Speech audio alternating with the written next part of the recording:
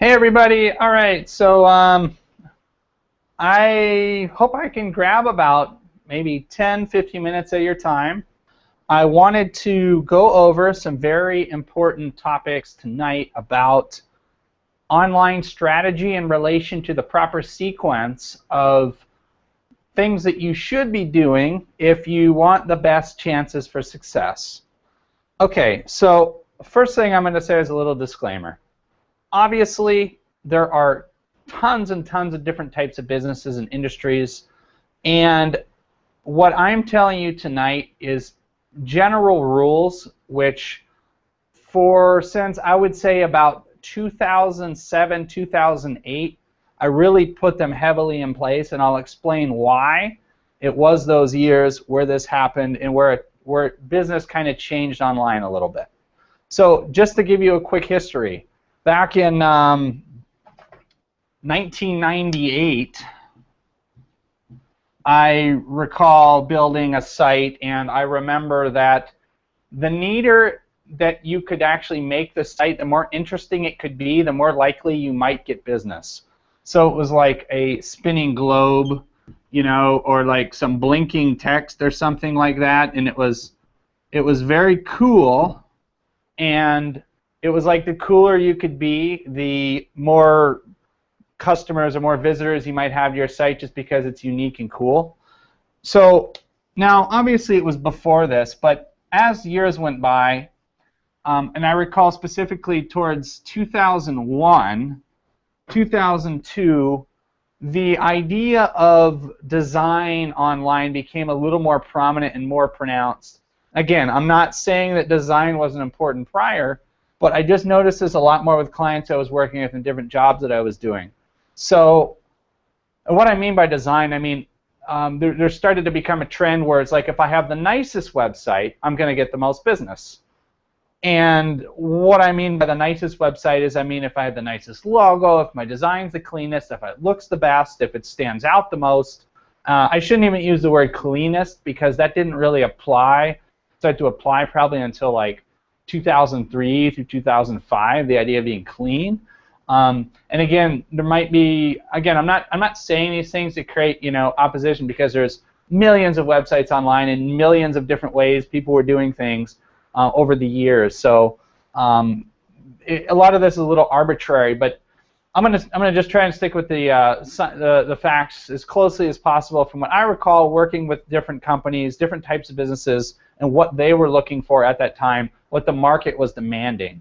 So in 2000 and between 2003 and 2005, I really remember design becoming it.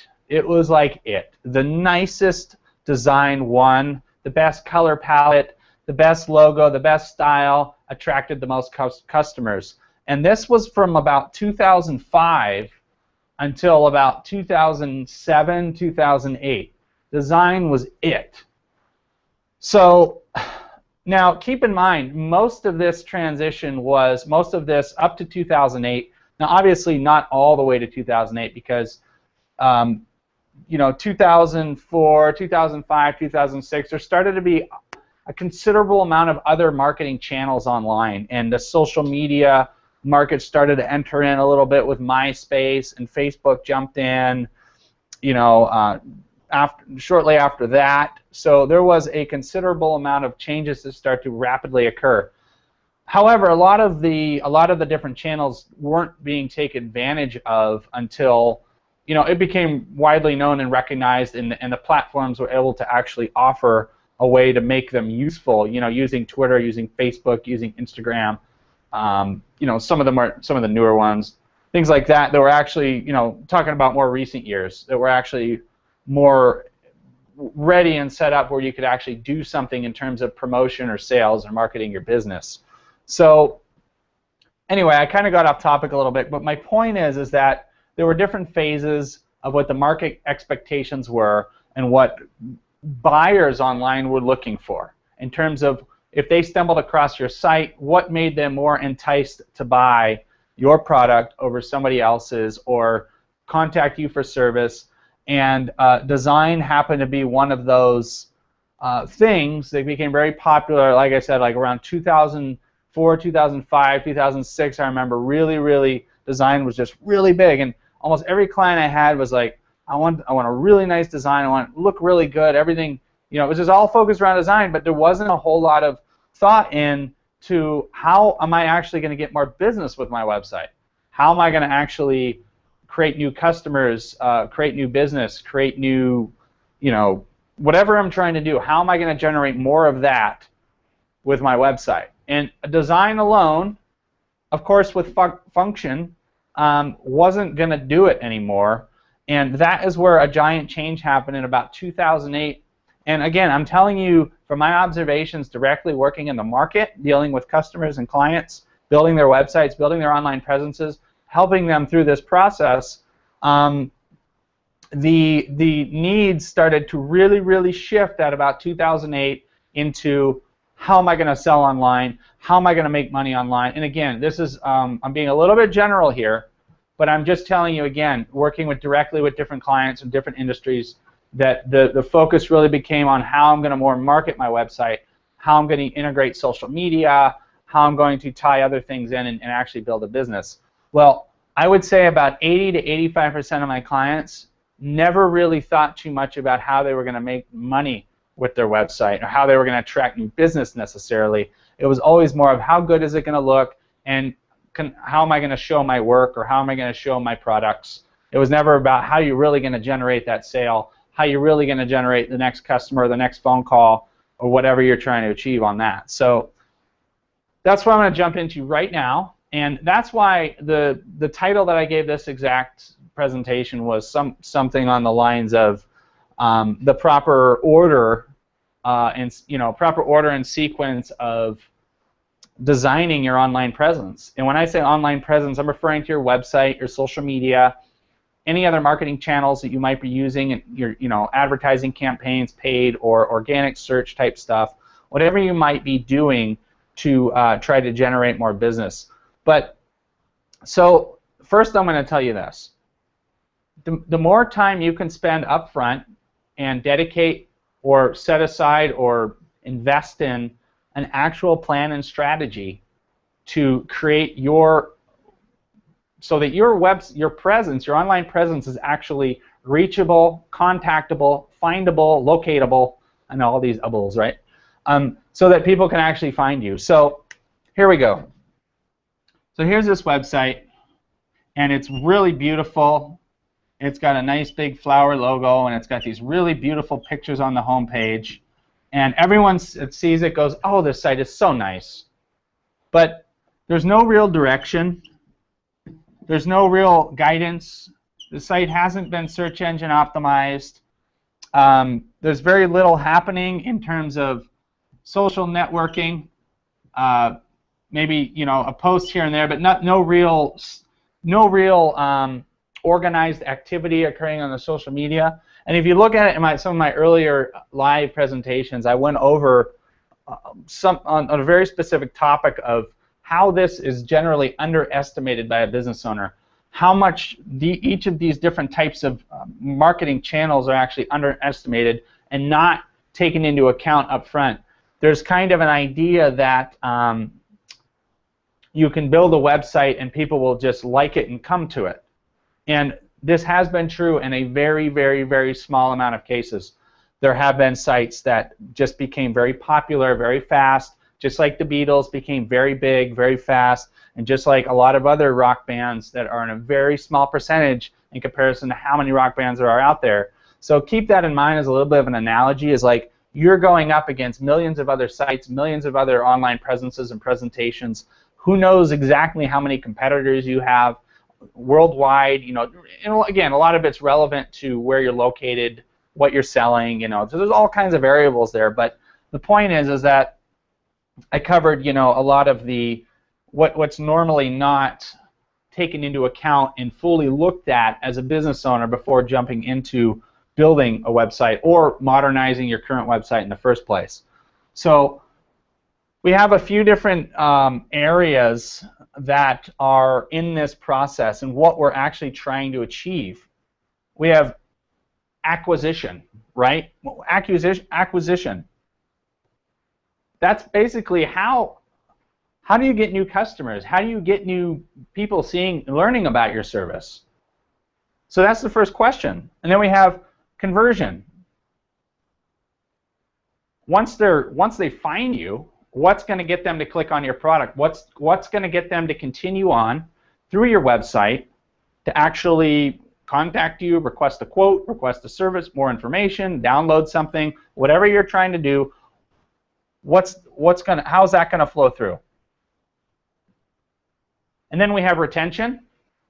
So you do get a customer, they do receive it, whatever it is that you're offering, and then how do you retain them? How do you stay in communication with them? At that point, using technology, using your website, using your online presence. And again, you can probably start to get some ideas now, thinking about social media. And again, I can't emphasize enough how much a lot of these items actually are completely relevant to the industry you're in and the demographic that you're dealing with. So you have two major things to consider: your demographic and your product, your market, your demographic and your product, the relationship of those two. And then we have, after retention, we have, analysis and analytics type information, right? So measuring your traffic, understanding where your customers are coming from. But from all of these things, what we can learn, particularly about the last one, number 4, particularly what we can learn about that is that proper analysis of the data could tell us a lot about where our customers are coming from, what they might be interested in, what pages are being directed from, how are they finding us specifically, what are they searching for. So there's all kinds of different things that we can use to analyze to try to understand our customer. And fortunately, a lot of this data is made very readily and easily available if you know how to set it up, if you know how to look for it, things like that. Okay? So, and then just to quickly go over, so far, I don't want to get too off topic here, but in terms of the ways that you can promote, you have to think about all different angles. You have to think about every possible avenue of promotion. Again, keeping in mind specifically your demographic, who you're dealing with, what their expectations are, and what is going to prompt them to buy your product. And I can't, in this short presentation, I can't really get too much into the details of the exact specifics, because without actually understanding your specific business, I can't do my job properly and be too specific in this, so this is more of a general presentation. Well, let's think about these marketing avenues we have. We have social media, of course. We have word of mouth, which isn't, interestingly enough, again, going back to the idea, if I build a website and people come, there's this kind of an understanding sometimes of a lot of the clients I've dealt with that they never really thought about it, but they kind of had the idea that, like I said, you build a site, you get some customers, they just start talking about it, and it's like off the ground and it takes off, and you just don't have to worry about it anymore. That is as far from the truth as anyone could ever tell you, because a website, first of all, an online presence requires 110% continuous maintenance by professionals that are working on all different aspects of your marketing, your site, your functionality, your design, whatever. So we've got word of mouth, we've got search engine optimization, anything we can do specifically within the bounds of the website itself or the online presence itself. And then we have your more of, let's say on the outsets, more of your external relations dealing with public externally. And this could fall under kind of like events, different things that you're doing, promoting your product. If you're selling a food product, for example, maybe you're in Whole Foods every Friday, or you're in a grocery store, somewhere where you're actually meeting face-to-face with your customers. So a lot of these are traditional business things that traditional businesses would do and continue to do. So important thing to remember now is just that we're not dropping out a lot of those things that were successful in the past. Just because the internet came about and became so popular, in the late 90s, it just blew up. Well, it became very household in the late 90s. Let's say it became a very household item. And then we have, paid advertising, We have referrals, you know, things like that. So we have these like just main areas that all of them, basically your presence has to allow somebody to actually, how effectively are you managing the people that know about you? What technologies are integrated into your current website or your social media that are keeping your clients coming back, keeping your customers coming back, keeping your customers referring you to other people, to new customers, new clients? What are you doing every day, every month, every week that is creating that revolving business online, that's creating that revolving continual motion of new business? That's kind of the question to ask yourself, really. And I'm just covering some of the very you know, popular items, and each one of these I could go into very specific detail. Again, I'm staying a little bit general because unless I speak with you directly, I cannot assist you properly because I need to understand the industry that you're in, and then I take results and comparable businesses that I've worked with in the past, and I analyze the data and I see what's worked, what hasn't worked, and things like that, and a lot of times can generate a really nice formal plan to help, you know, and that's basically what I do with my clients. I help them get that sorted out. So, but I apply this basic procedure. Also, we have things like what technologies are using, how much, and there's a whole equation, a whole mathematical equation that can be sorted out in this. You know, I mean, in the end, the very basics of the whole thing is, if I'm making more profit at the end of each week or the end of each month than I'm spending, you know, if I'm actually making a net profit, meaning if I'm spending $1,000 a month on advertising, on a web developer, a marketing person, a social media person, if I'm spending $1,000 or $2,000 a month on this, and my products cost X, my hosting costs, you know, everything into account, and you're making $1,000 above and beyond all that, and even if you're making $200 above and beyond that, you're still doing better than a large majority of website owners in the world today. So, but keep in mind, there's always more that you can do. There's always things you haven't tried yet. And again, I can't emphasize enough how important it is to understand your industry, understand your customer, understand what it is that's going to get your customer to purchase your item or contact you. What exactly are they looking for? And even more importantly, how are they going to find you? And how are you going to make sure you're utilizing the resources you have, your existing clients, your Facebook fans, your Twitter followers, your Instagram followers if you use Instagram for anything, Pinterest even, depending on what industry you're in. How are you going to effectively put those to use and have them create more business for you by using them properly?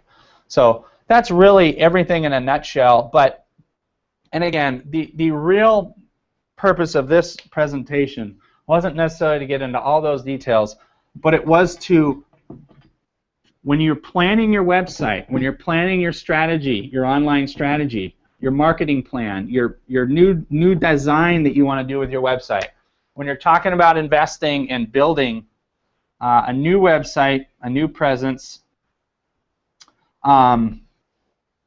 tackle your marketing first.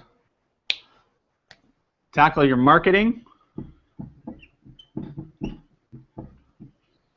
Find out how your marketing is going to tie into. And when I say tackle your marketing first, I'm referring to a lot of those points that I went over, from acquisition to referral to the on-site search engine optimization, to your social networking integration into your website and however that's going to be set up. Again, all depending specifically on your industry and on your business. Think about your marketing first. How are you going to get your site out there? Secondary. Yes, it is important. It is important that your website functions properly and is designed in accordance with what you're trying to sell, a reasonable design. But I would put them in this order: marketing, function, and design. And this would be the prioritization of how I would approach any website project, and it is how I know firsthand working with clients that this has been the most successful formula. And again, going back to 2005, this marketing wasn't what my clients were looking for. Function and design. Design was actually it. And still today, I have to persuade a lot of my new clients to not be so concerned about this. When they have a budget, you know, a specific budget of X amount of money every month, and they say, you know, what can we do for this? What can you give me? I just want the site to look really good. I want the buttons to look nice. I go, okay. Tell you what, let's take a step, like 3 steps back, and let's find out a lot more about what's happening with your current customers. What are you doing right now to utilize social media? What have you thought about on that? And interestingly enough, I don't get a lot of response because the idea is how good does it look? And of course, functionality is a given. The site has to, you know, your online presence should work. But this is number one. And you know, I always say this in all my online presentations. This is one man's word. I'm telling you from firsthand experience, just working with different companies, different clients, seeing different companies succeed and different companies fail, and based on what has been tried and done and observing it personally, this is what I've concluded. So if it doesn't fit into your framework or your thought process, you're not wrong either. You know, maybe you're working with a different type of client or a different business, but I'm just telling you what I see, and that's pretty much what I was going to share with you today. So hope that was helpful. I hope it was useful, and I will be back with you soon. I've got tons of stuff lined up for this fall, and I'm going to be getting into more detail on the marketing stuff, and specifically I'm going to be getting into some really detailed stuff on social media and integrating your online service and online sales with social media and your website, and kind of making an all-in-one cyclone, if you will, of promotion and marketing type thing. So if that makes any sense. Okay, anyway, thanks for watching. I will see you guys soon.